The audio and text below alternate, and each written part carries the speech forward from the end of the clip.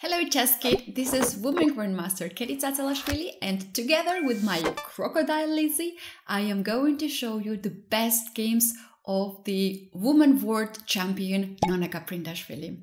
An interesting fact about Nona is that she's the first female chess player who was awarded highest title in chess, a Grandmaster title. Another interesting fact is that she is from Georgia, just like me. The games are extremely beautiful and interesting, so let's dive into the right now. This game is one of the iconic games of Nona Kaprindashvili, where she plays with white pieces against Rudolf Cervantes. It is white to move, and Nona plays here an incredible move. If you want to solve this by yourself, pause the video, take your time and try to find the best move, and also look the weaknesses that this king has here. Well, to answer to this question, black has the weaknesses on the dark squares and Nona played queen to d4. This queen guards the bishop and hopes to checkmate black's king on the dark squares. But on the other hand, this move gives up one rook here. And another rook will be also hanging on a1. So the game continued in this way. Black took the rook on h1, gave a check. If white now covers this check with the bishop, then we know that rook comes on e-file with a check. So Nona played here another very beautiful move, king to d2. The opponent happily took the rook on a1, so now black has two rooks. White has also exposed king, and it seems like there will be some checks to this king. But what was Nona's idea here? Why she sacrificed two rooks? She wants to take this rook here? I don't think so, because if you give up your one piece, then just queen here cannot really win a game. You can give some checks, but not really winning the game. If you play bishop to h6 and you threaten a checkmate, then black plays f6.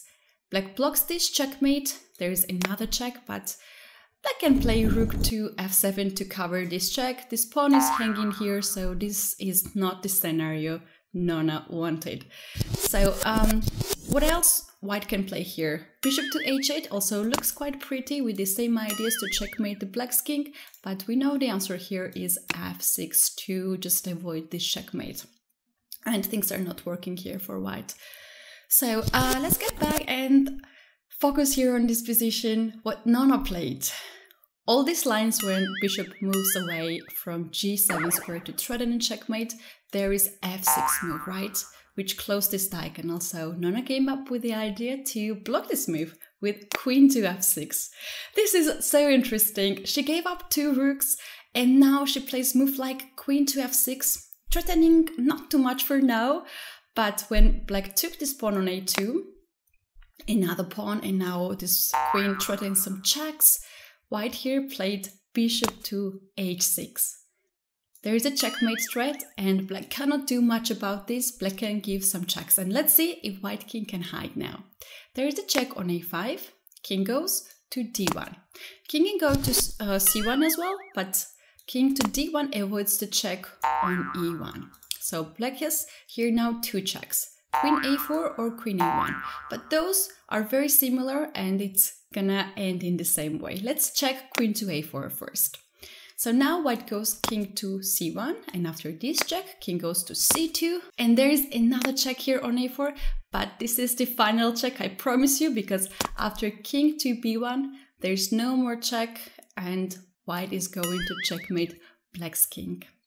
Let's get back at the point where black could give another check here, because this also ends the same way. So queen a4 we checked already, how about queen a1? Now white plays king to c2, and after this check, king goes to b1, and checkmate on g7 is inevitable. What a beautiful sacrifices of two rooks, and also the game ended perfectly well for Nona Kaprindashvili. So this is the game you should know about, and now we are moving to another beautiful game and also incredible moves that Nona made. In this game, Nona Kaprindashvili plays with white pieces and seems like she has sacrificed f-pawn to have semi-open file and the target on f7. Now her threat is to take the knight on e7 and force black's king to take the bishop back and lose the right to castle. And we know when king has no right to castle, the king in the center is very weak. So black here decided to move this knight away and then to castle on the short side. But hold on, it is white to move, and white decided to sacrifice the knight to just destroy the pawn structure on the king side. Now the bishop is under attack. If you castle here, then white will take this bishop, white will give a check, and white is fully dominating on the dark squares on the king side. So white's plan is simple, just to bring the queen on the king side and threaten and checkmate. So this is not possible, and black decided just to take this knight on h5. And now we have more sacrifices, an incredible sacrifice, rook to f7. Why rook to f7? Nona wants to expose the king even more. If now you take this rook, then queen gets to the game with a check. Black's king is running out from the moves. Now, as you can see, king cannot go to these squares, and if king goes to f8, then rook goes to d5 with a check. So black has to play here king to g8 and try to hide, but this king cannot hide anywhere because there is this check, and now rook to f1. The threat is to take this bishop and checkmate black's king. So if you play queen to d6 to guard the bishop, you can guard the bishop, but you cannot avoid another check that this queen and rook can just make. So with black pieces, you cannot take everything that your opponent gives. You can take this knight here, but not the rook. But what else you can play? The bishop is under attack. If you move this bishop away, then we know that queen can get into the game, queen can take this pawn, and there will be some discovery checks. Here black decided to play queen to e5 to guard this bishop and to bring strong piece into the game. Well, you might think Nona here took this pawn on h5 and threatened some discovery check, which also wins the game, but no, she decided to play very fancy move here, rook to f5. You might think that Nona dislikes her rooks because we saw the first game where she sacrificed both rooks, and now she is trying to sacrifice this rook in two moves. Rook f7, please take me. Rook f5, please take me. Well, I think she likes rooks, but she knows how to use these rooks properly. That's why she's sacrificing them. So what's the threat? How about just to take this rook? Now, queen goes into the game with a check, and the opponent has no other alternative but to go to f8, and now we have this checkmate in just one move.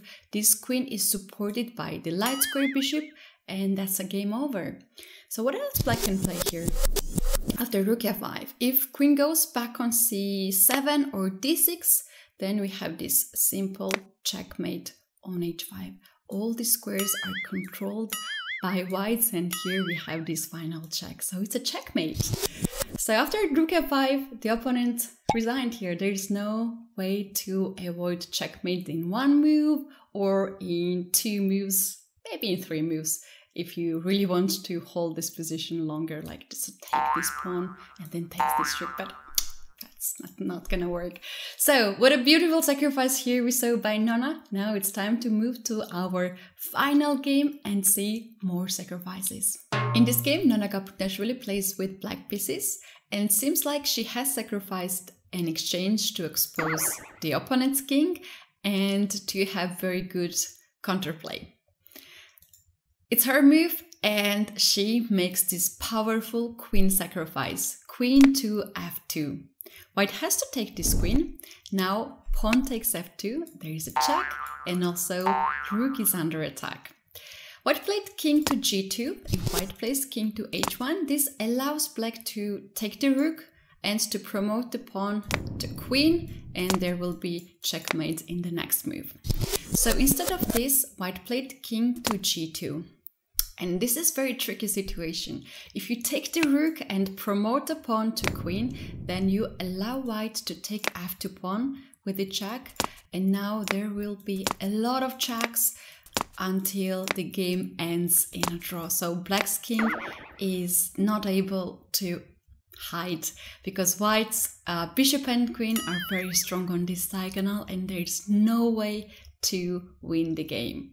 So instead of this, black decided here to be very creative, and after king to g2, Nona decided to take this rook and promote a pawn to a knight and to give a check. So now white has two moves, king to h3, which happened in the game, or king to h1. If king goes to h1, now we can see this queen and the king are at the same diagonal, so black can win this queen back with bishop to c6. So white is hopeless in this position and white tried to play king to h3. Now black can give a check on f1, but white has two moves here, king g4 or king h4, and this variation will not end in a checkmate. So black played here rook to e7. So first of all, this rook here guards f7 weakness, and there will be no check on f7. And on the other hand, this rook to e7 supports bishop to go to d7 with a check.